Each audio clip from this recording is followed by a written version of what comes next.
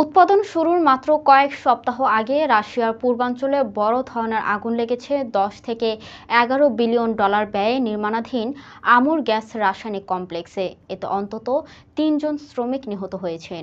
আগুনের সূত্রপাত হয় কারখানাটির মূল ক্র্যাকিং স্থাপনা পাইরোলাইসিস ইউনিটে। পরে প্রায় 2000 বর্গমিটার এলাকায় আগুন ছড়িয়ে পড়ে। এতে প্রায় 150 জন আহত হন। এই কমপ্লেক্সটি শুধু বড় একটি শিল্প প্রকল্পই ছিল না, উৎপাদন শুরু হলে এটি বিশ্বের অন্যতম বৃহৎ পলিমার উৎপাদন কেন্দ্র হিসেবেও বিবেচিত হতো। কমপ্লেক্সটি বছরে 27 লাখ টন পলিমার উৎপাদনের জন্য নির্মাণ করা হয়েছিল। প্রতিষ্ঠানটির মালিকানায় রয়েছে রুশ কোম্পানি সিবরের 60% এবং চীনের সিনোপার এর 40% অংশীদারিত্ব। অর্থাৎ উৎপাদন শুরুর একেবারে কাছাকাছি সময় এই বড় দুর্ঘটনা ঘটল। প্রতিষ্ঠানটির কয়েক সপ্তাহের মধ্যেই উৎপাদন শুরু হওয়ার কথা ছিল।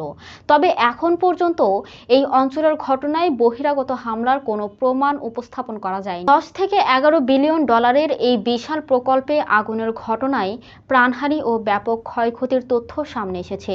উৎপাদন শুরুর আগেই বড় এই দুর্ঘটনা প্রকল্পটির জন্য গুরুত্বপূর্ণ পরিস্থিতি তৈরি করেছে।